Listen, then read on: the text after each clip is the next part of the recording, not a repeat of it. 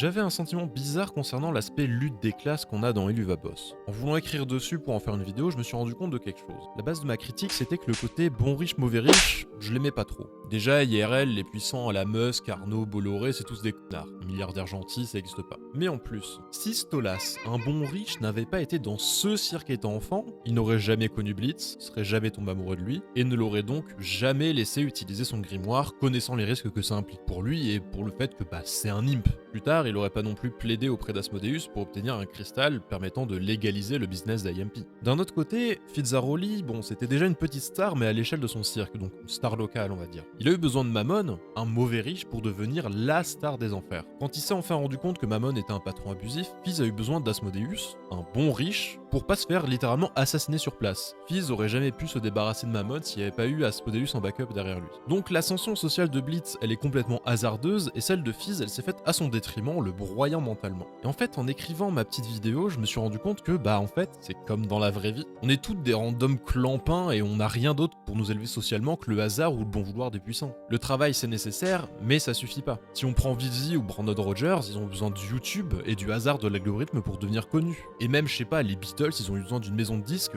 qui ne voyaient en eux qu'un moyen de faire du fric, ce qui finit par causer leur perte d'ailleurs. Bref, on est tributaire des bourgeois pour devenir quelqu'un. C'est peut-être cette réalité qui me chafouine un peu, réflexion faite.